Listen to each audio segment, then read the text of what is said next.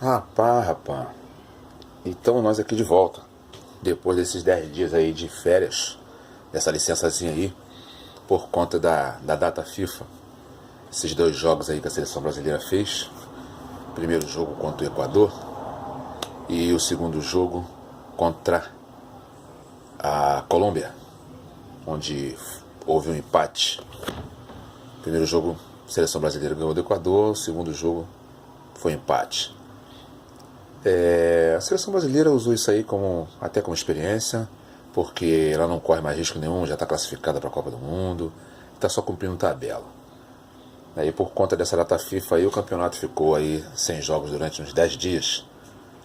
A próxima data FIFA, que eu pensei que fosse ser mais longe, mas não, já é agora, mês que vem, outubro, dia 5 de outubro, Brasil e Bolívia, lá em cima do morro. E no dia 10, Brasil e Chile, lá no campo do Palmeiras, que eles chamam de Allianz Parque. Agora você vê, em vez de botar o nome do estádio, um nome brasileiro, fica dando moral. Ai.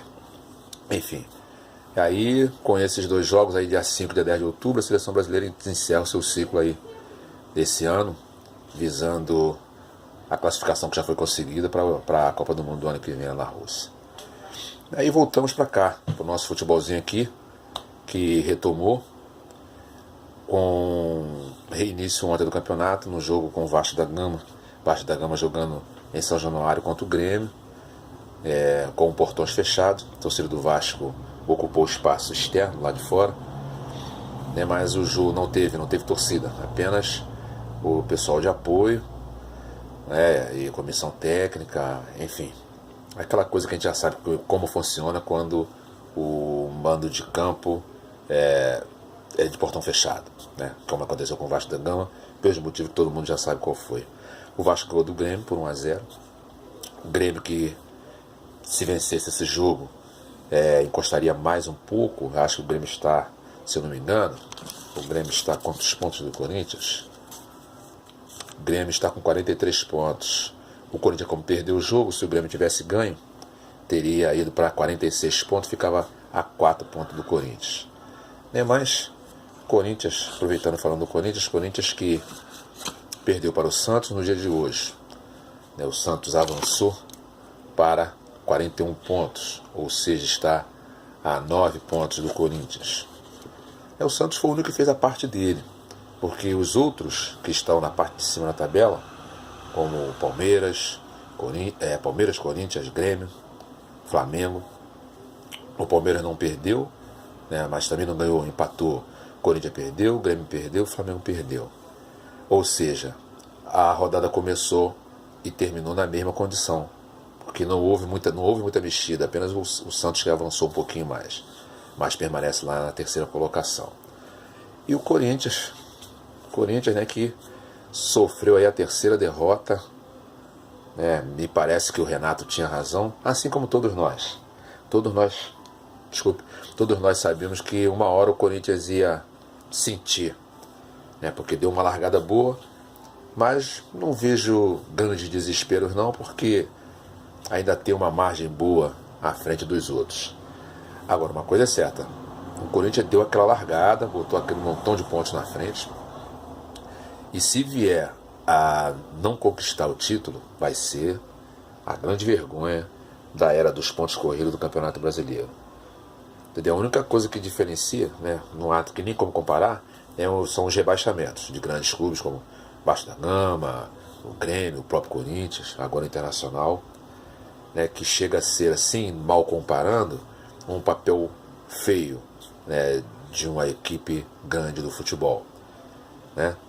Agora, o Corinthians dá essa largada e não ganhar o campeonato, vai ficar essa marca aí terrível para o clube, para o time, para o elenco e para os torcedores do Corinthians, que vão sofrer com isso aí na pele. Isso se vier a acontecer. Na quarta-feira passada tivemos aí o jogo entre Flamengo e Cruzeiro, primeiro jogo da final da Copa do Brasil, onde o Cruzeiro empatou o jogo no segundo tempo e saiu daqui 1-1.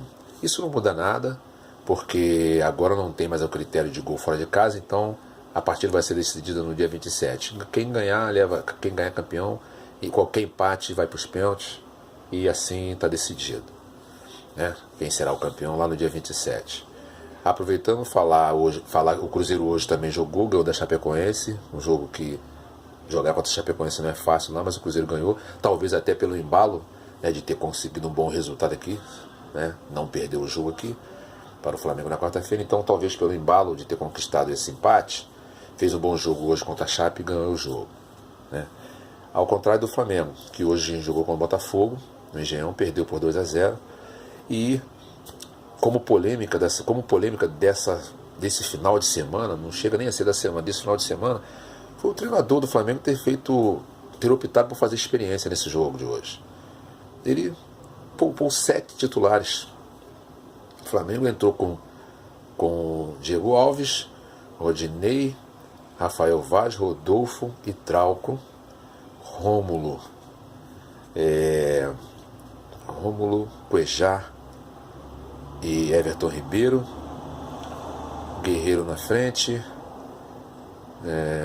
quem mais, meu Deus, Giovanni, entendeu? Enfim, não jogaram o Juan, não jogou o Hever, não jogou o Pará, depois é que entrou o Ilharão, depois é que entrou o Berrio, depois é que entrou o Everton, esses caras estavam todos de fora, enfim, o treinador resolveu fazer uma experiência. Eu a princípio até concordei e que ele fizesse essa experiência, achando que o time do Flamengo fosse ter competência para encarar o Botafogo, né, nesse jogo de hoje. Eu achei que dava para o time encarar. Mas, na verdade, o Botafogo estava bem descansado. Nesses 10 dias aí o Botafogo não jogou. Esteve treinando, descansou e atropelou o Flamengo fisicamente. O Botafogo passou por cima. Fez 2-0. Depois ficou tranquilo. Não precisava mais correr depois de 2-0. Poderia ter ficado aguardando um contra-ataque para fechar a tampa com mais de 2-0. E o Botafogo não fez isso. Continuou jogando do mesmo jeito. Entendeu? Agora o Botafogo tem um jogo importante na quarta-feira. Achei que o Botafogo não fosse dar tanta importância a esse jogo hoje. Pensei até que o Botafogo fosse estar com um time alternativo, mais alternativo do que o do Flamengo até. Mas não, o Botafogo veio com o seu time inteiro. Aproveitou, né? Isso aí serviu até de coletivo, Botafogo, já que tem um jogo muito importante na quarta-feira para realizar. O Fluminense também jogou hoje, empatou com Vitória, 2-2. Então, o Fluminense está na 10ª colocação.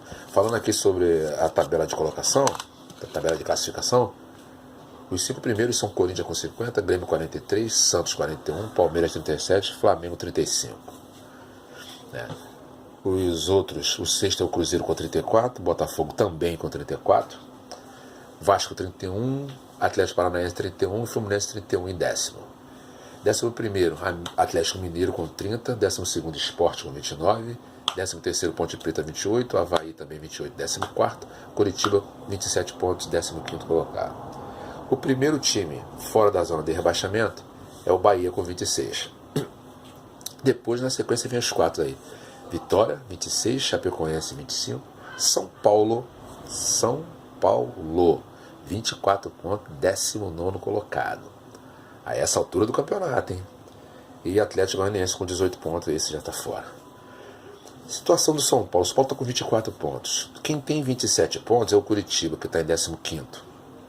Se o São Paulo ganhar o jogo dele, o próximo jogo do São Paulo é contra quem? São Paulo pega quem? Próximo jogo, vamos ver.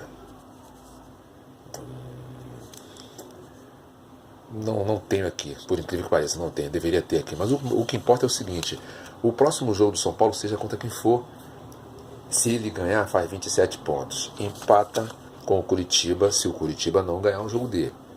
Então o São Paulo, além de ter que ganhar o seu próprio jogo, tem que torcer para os demais não ganharem. No máximo, empatar.